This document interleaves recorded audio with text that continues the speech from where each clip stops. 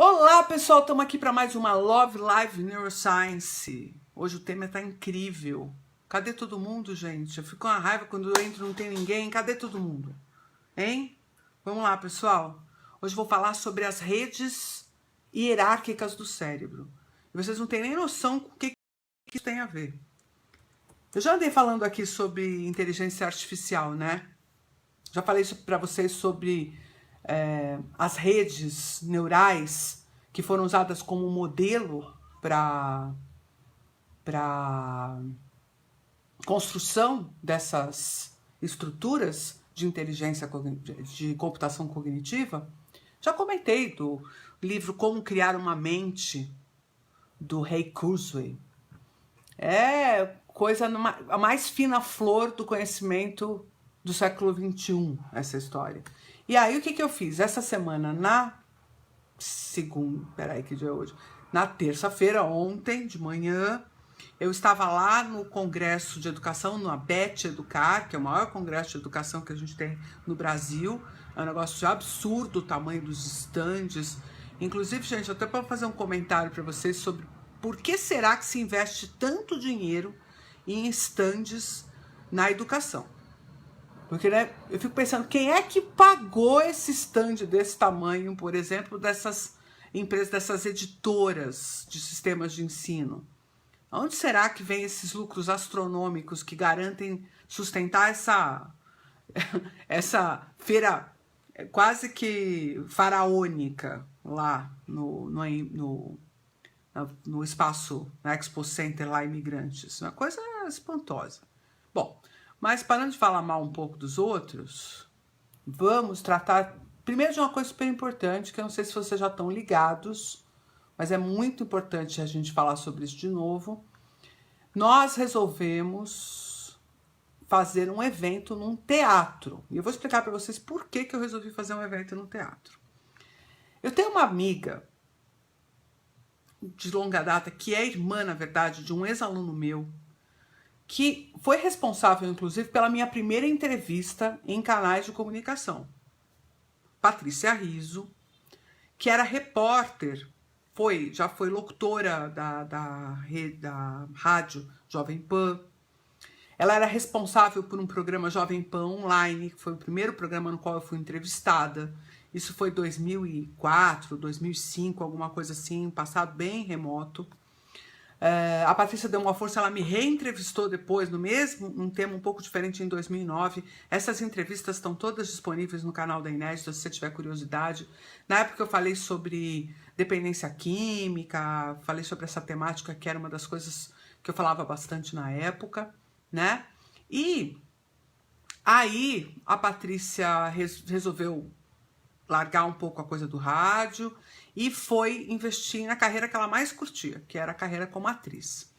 E aí eu tive a oportunidade, do ano passado, assistir a peça, que é uma espécie de um monólogo, só que além do monólogo tem uma outra atriz em cena que faz uma espécie de um contraponto cênico. Você poderia dizer até que tem você pode até inferir qual é o papel desse outro personagem dentro da cena. Mas a peça é incrível, o texto é de um psiquiatra, fala sobre uma paciente, uma mulher amputada, que, obviamente, por essa e por outras razões, acaba tendo um transtorno psiquiátrico. Ela é borderline, e aí tem todo um discurso que você fica se perguntando um pouco, sabe, quem é que é normal? Fica essa dúvida, assim, quem será que é o normal da história, né? Então, eu quis muito, na verdade eu queria trazer a Patrícia para cá, para a Inédita, para que a gente fizesse essa encenação aqui, sabe? Mas a gente não tinha estrutura física para fazer aqui, porque a iluminação precisaria de uma energia elétrica aí que a gente não tem como fazer. Então, eu me resignei na minha insignificância e nós vamos lá no Teatro Augusta pegar uma carona com eles e fazer um evento que eu considero que vai ser um evento bem interessante, onde nós vamos apresentar uma palestra falando sobre sistema dopaminérgico, porque aí a gente consegue discutir umas questões a respeito do funcionamento desse sistema de recompensa. Se prepara para daí fazer um coquetelzinho, lá um comes e bebes e tal, para a gente fazer uma confraternização, para a gente conversar um pouco, e daí na sequência a gente assiste a peça juntos. Sabadão, 16 de junho, imperdível, tô te esperando lá, mas atenção que é o seguinte, eu tô reforçando isso com vocês o tempo todo por uma razão muito simples. As vagas não é que elas são limitadas, é que o teatro é pequeno. São 50 pessoas só, é um espaço pequeno. E eu tenho pelo menos umas 12 ou 14 pessoas que são do nosso entorno aqui, são os inéditos. Então, são as pessoas que trabalham aqui na Inédita e são os professores da Inédita, gente que, obviamente, tem um convite aí, né, para ficar com a gente lá nesse evento, que é um evento da Inédita, certo? Então, pessoal, por favor, né, que tal vocês se organizarem para não perder esse super evento, tá bom? Eu vou colocar aqui nos comentários o link para vocês comprarem o ingressinho de vocês e estarem lá conosco. Combinado? Então, eu tô te esperando, imperdível. A Inédita vai ao teatro, a peça Pedaço de Mim. Antes da peça tem a palestra Dopamina, Vilã ou Mocinha, ok? Muito bem. Vamos agora conversar um pouquinho sobre essa história dessas redes hierárquicas cerebrais e o que é que eu fui falar sobre isso lá na Beth Educar, tá bom? A ideia fundamental... Olha o Hélio aí. Chegou, Hélio? Tem mais um monte de gente. Tem o Fernando, que também falou lá. Já já nós vamos ter fórum do curso Neurociência aplicado ao treinamento e desenvolvimento. O professor Flávio Maneira já está a postos para entrar no fórum. Olha ele aí, ó. Ele já está aqui a postos comigo para entrar no fórum às 8h30 e a gente é fã do Hélio aqui, né, Lito? Então, muito obrigada por estar com a gente, viu, meu querido? Tem mais gente por aí, sensacional. A Marli Molina, que faz muito tempo que não aparece por aqui, né? Eu tô querendo saber de você, hein, Marli? Querendo saber se tá tudo bem com você, saudades. E não sei mais quem tá por aqui, porque os comentários não estão carregando aqui, não sei. Mas um beijo pra todo mundo que tá por aí. Tem 19, 20 pessoas, só que tá uma falência essa live, hein, gente? Pelo amor de Deus, vamos mexer esse negócio. Bom, redes hierárquicas. Camila, foi ontem essa palestra lá, viu? Mas foi legal. Tava uma confusão para fazer o credenciamento, as pessoas se atrasaram, mas a sala até que encheu no final das contas. Bom, o que é importante a gente conversar sobre isso? Quando eu fui para a Beth Educar em 2016 pela primeira vez, eu passeando ali nos estandes, não sei o que tal, bati o olho num livro chamado Como Criar uma Mente. Muito bom. Eu bati o olho no livro e falei, o que é isso, gente? Como criar uma mente? Que coisa curiosa e tal. Fui folhear e aí tava lá o descritivo do que se tratava o livro. Era um livro de um engenheiro da Google, responsável por desenvolver vários dos softwares que hoje a gente considera o suprassumo da quinta essência, as coisas mais absurdas que a gente tem disponível, como, por exemplo, reconhecimento de sons para os tradutores. Era um super desafio que eles tinham fazer traduções instantâneas de uma língua para outra. E ele conseguiu desenvolver algoritmos que captavam com bastante facilidade a fala humana. E isso também deu origem à própria Siri e outros assistentes virtuais que a gente tem disponíveis hoje. Mas não é só isso. Os estudos que esse pessoal fez a partir destas redes, que eles consideram as redes neurais hierárquicas, são fruto do próprio conhecimento da neurociência. Então, quando eu comecei a ler o livro do cara, um engenheiro que sabia quase tanto quanto eu, se não mais do que eu, sobre o funcionamento cerebral. E, óbvio, eu era neurocientista, ele era engenheiro, quer dizer, ele não podia saber muito mais do que eu sobre o córtex cerebral, mas ele sabia.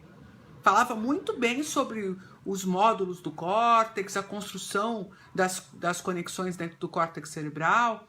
Eu fiquei bastante espantada, obviamente consumi o livro muito rapidamente, e aí o que eu aprendi ali, que já estava sendo aplicado em inteligência artificial, em computação cognitiva, foi muito importante para que eu mesma pudesse ter um insight a respeito do que é que estava faltando de compreensão, especialmente entre os educadores, os professores, entre as pessoas que fazem seus próprios processos, inclusive de aprendizagem, gerenciamento do próprio processo de aprendizagem.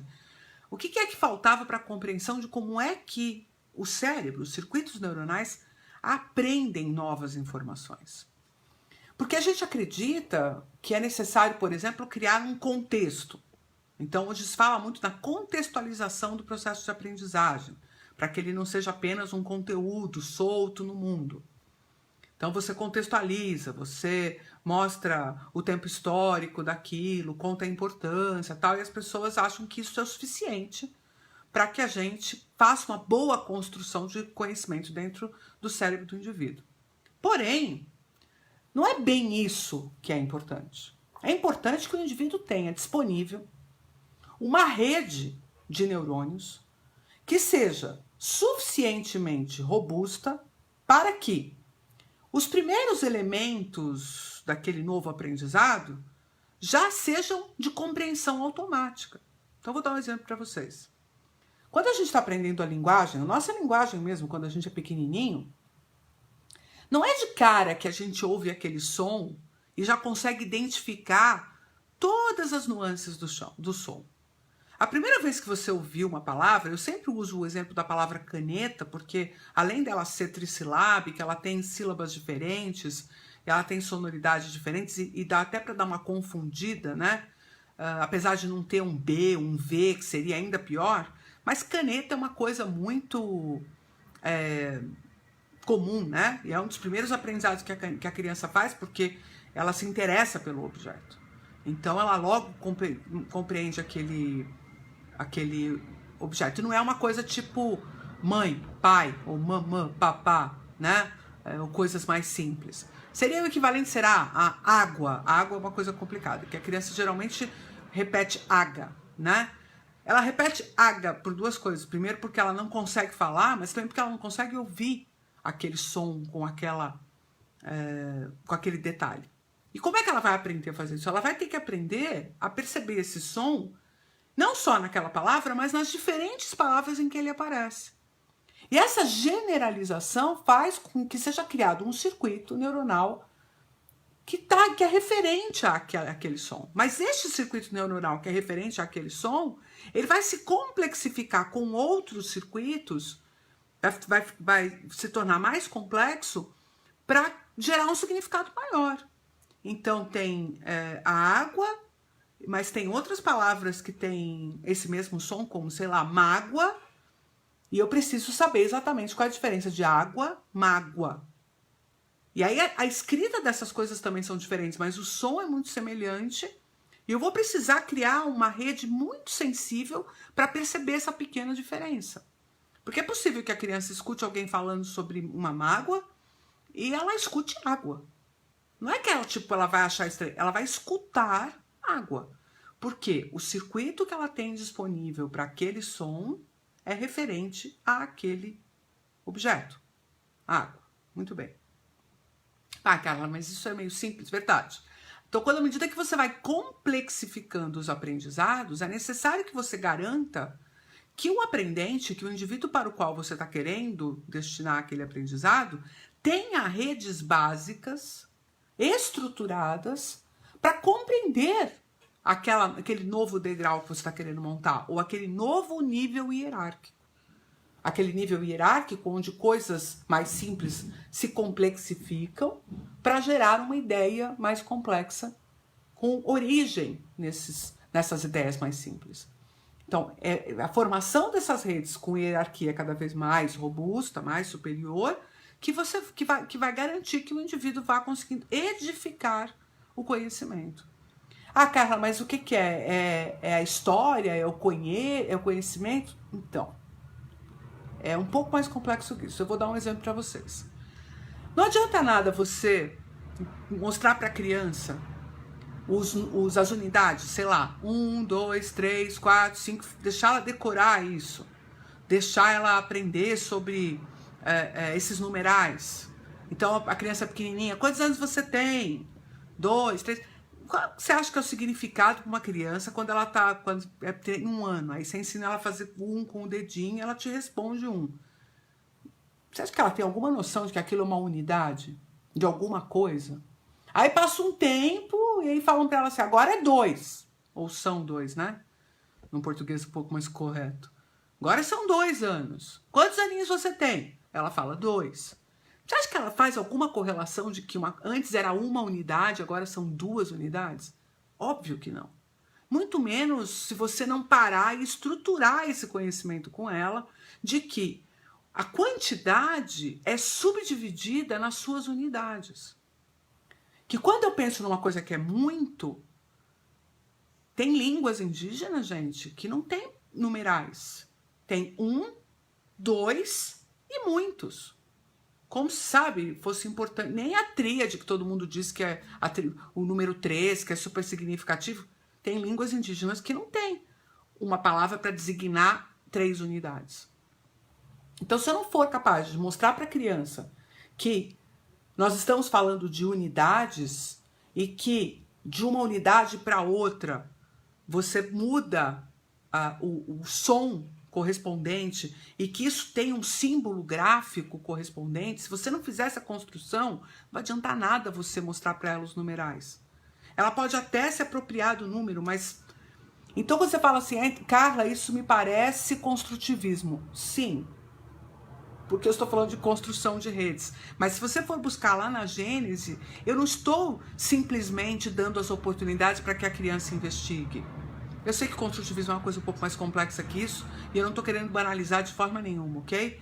Mas estou querendo dizer que hoje a gente pode fazer, inclusive, um processo que gera significado, que dá ao indivíduo contextualização, e que nem assim, e que mesmo assim eu não preciso deixar a criança tendo as suas experiências à medida que as suas perguntas surgem.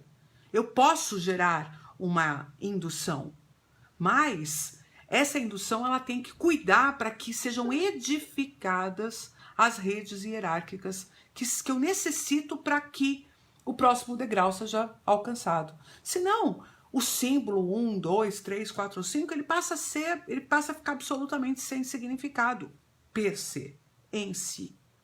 Né? Então, é óbvio que isso foi só uma apresentação. Mesmo lá no congresso, eu acabei falando de forma relativamente rápida sobre isso, porque para eu poder explicar exatamente o que isso significa, eu tenho que contar uma história muito mais longa do que essa. Mas eu queria sensibilizar apenas vocês para a ideia de que a gente tem uma leitura que a gente chama de metacognição, sabe? Que é pensar sobre como a gente pensa, tentar entender como que ela não é o caminho correto. Porque a metacognição ela é feita pela consciência. E a consciência per se já é resultado dessas redes estruturadas. Então, compreender como é que essas redes se estruturam é muito importante para que você desenhe estratégias de ensino e estratégias de aprendizagem que respeitem os tempos da construção dessas redes e respeitem os níveis hierárquicos que a gente está precisando trilhar. Né? Então, pegando como exemplo a questão das unidades, antes mesmo de eu pensar em nominar 1, 2, 3, 4, 5, eu tenho que dar experiências onde a criança tenha a vivência da unidade per se. Do quanto que eu preciso estruturar o crescimento do conhecimento a partir disso. Porque senão, o que vai acontecer? Eu peço para uma criança fazer uma conta como 30 mais 40, e o resultado dá 140, digamos que ela erre alguma coisa, o resultado, sei lá, dá 340, porque ela erra na hora de montar e tal, e ela não consegue perceber que aquele resultado é impossível. Porque ela não sabe quantificar mentalmente o que é 30, o que é 40 e o que é 340. E se ela não tem essa noção, ela não consegue fazer estimativas. E antes da gente saber o valor real das coisas, o número, a unidade, a conta, a precisão, eu preciso fazer estimativas. Não tem cabimento eu pensar em estimativas e depois pensar em precisão e depois em estimativas. O caminho é o contrário. Eu primeiro penso nas estimativas, eu dou para a criança a ideia da estimativa e depois eu dou a ela a ideia do preciso. Então, primeiro ela me dizer quanto que tem mais, sabe? Qual dos dois tem mais? E às vezes com diferenças sutis. Começo com diferenças grosseiras, e depois eu vou diminuindo isso para ver se ela continua percebendo quando a diferença vai se tornando cada vez mais sutil. A gente tem gente adulta que se você falar para ela assim, olha, vai aqui uns 20 metros, ela não sabe o que é 20 metros. Não é nem uma estimativa, eu não tô querendo que ela saiba precisamente que de um poste até o outro tem 20 metros. Só uma estimativa. Ela não sabe dizer se 20 metros é aqui pertinho ou se 20 metros é longe. E eu não tô brincando, gente. Eu não sei se você conhece uma pessoa assim ou se você tem essa dificuldade, mas perceba, isso é fruto de uma forma de construir conhecimento que é absolutamente desestruturada. É apenas o conteúdo pendurado lá numa rede neural sem ter um contorno, uma rede hierárquica. Isso faz com que a evocação daquela informação não se dê de forma automática. E aí, quando eu estou frente a um desafio, que é um desafio que requereria esta potência de automatizar o meu raciocínio, eu vou capotar. Porque eu sei o processo, mas eu não consigo estimar, eu não consigo pensar sobre aquilo livremente, porque eu não tenho aquilo estruturado. Eu só tenho uma rede modular, única, que é um processo linear, que se eu perder alguma etapa aqui no meio, eu não sei corrigir, eu não sei validar, eu não sei fazer outro caminho, porque eu só conheço um processo, eu não conheço o conhecimento que tem ali. Beleza? Aí o Fernando tá me validando, muito obrigada, meu querido. Depois você me explica o que isso tem a ver com o Lean, porque eu quero que você me escreva sobre essa correlação, ou me conte lá na pós, tá bom? Eu vou indo porque hoje a gente tem fórum do curso Neurociência Aplicada ao Treinamento e Desenvolvimento. Ó, vou até aproveitar que a gente está por aqui então falando disso e vou me dar ao luxo de fazer aquele jabazinho de sempre com os nossos cursos online, tá bom? Olha lá. Ah, o Manuel Foferro. O Manuel fez uma graça para mim ontem. Não sei se vocês viram meu post. Do Manuel, que falando dele, falando do depoimento que ele fez sobre os cursos que a gente dá por aqui. O Manuel fez o Imersão em Neurociência, fez também o Neurociência para Todos online. Eu vou copiar aqui para vocês 2 cursos hoje, tá? Para fazer um jabazinho aqui com vocês, ó. Vou copiar o link do Neurociência para Todos, que é um curso 20 vídeos, 20 vídeos de 20 minutos cada um, contando tudo, tá? Que se tem sobre o tema. E aqui, o outro que eu vou fazer um jabazinho para aproveitar que o Flávio Maneira tá por aqui.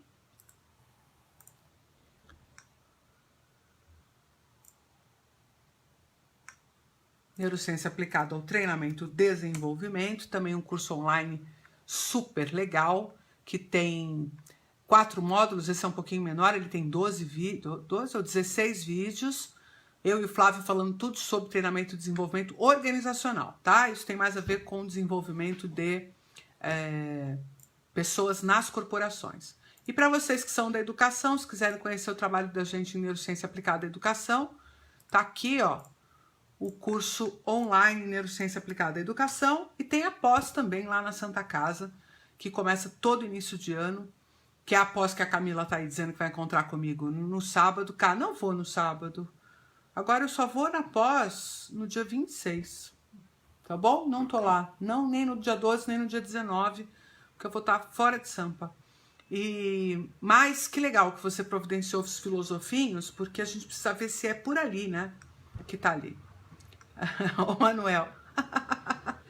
Obrigada, viu, Manuel, por convencer esse povo de que eles precisam rapidamente evoluir na história, né? Eu acho que tem muita gente que vem aqui, mas que não foi fazer o curso online ainda, e a razão para isso geralmente é preconceito. A pessoa tem preconceito com o curso online, mas é porque eles não sabem como a gente faz esses vídeos das videoaulas com carinho e com cuidado, né? Então tá aí o link para vocês seguirem o conselho do Manuel Costa, meu amigo de Maceió. E eu tive aí em Maceió e a gente não se encontrou, né? Podia ter te chamado, eu fiquei 4 dias aí em Maceió agora no começo do mês. A gente se vê. Tem que começar pela Neurociência para Todos, é isso aí, perfeito. Esse é o melhor caminho, depois entra pelos outros, vai escolhendo aí qual, e vem por imersão no dia que você estiver pronto, né, para encarar essa bucha. Beijos! Deixa eu fazer meu fórum do curso Neurociência Aplicada ao Treinamento e Desenvolvimento, que o professor Flávio Maneira já está aqui impaciente. Para quem perguntou onde mais pode saber sobre redes hierárquicas, redes neuronais, eu estou colocando aqui. Como criar uma mente? Vai dar essa força para eles? Ó, o Flávio está aqui, vai colocar o link para vocês do livro do Rei, que é professor da... Professor e fundador? É, fundador. Fundador da Singularity University. O Flávio já fez cursos na Singularity. Ele vai lá em setembro. Vai para lá em setembro. Tatiana, então, eu não falo sobre transtorno de aprendizagem por uma razão muito simples. Tem muita gente falando sobre isso. A minha vibe em neurociência é outra história. Eu gosto de falar sobre funcionamento cerebral e como que a gente potencializa essas coisas. Tem gente muito melhor que eu falando de transtorno de aprendizagem, tá bom? Então, por isso que eu não me arrisco, eu não trabalho com isso, eu não tenho clínica, eu só tenho opinião, né? E opinião a gente até pode dar, mas... sabe como é que é, né? Não é oficial. Mas eu tenho sim minhas opiniões, mas eu não costumo falar sobre elas assim, porque obviamente cada caso é um caso, cada situação é uma situação. Você perguntou sobre as redes hierárquicas nos transtornos de aprendizagem. Boa parte dos transtornos podem estar justamente envolvidos com a ideia, com uma dificuldade dessa construção. O fato, às vezes, até da pessoa não ter construído essas redes adequadamente, pode ser a fonte do transtorno de aprendizagem. Mas, obviamente, que isso é muito superficial e a gente precisa investigar isso com mais cuidado, porque essa história das redes hierárquicas cerebrais começaram a ser discutidas agora. Tá bom? Um beijo para vocês, obrigado pela audiência. Compartilha essa live aí, gente. Conta do projeto da Inédita para todo mundo, porque a gente precisa continuar girando essa máquina aqui para que a gente possa aumentar a equipe, entregar cada vez mais conteúdo, entregar cada vez mais robustez e aumentar a equipe dos inéditos. Agora a gente aqui está se auto-intitulando Os Inéditos. Beijo para vocês, até!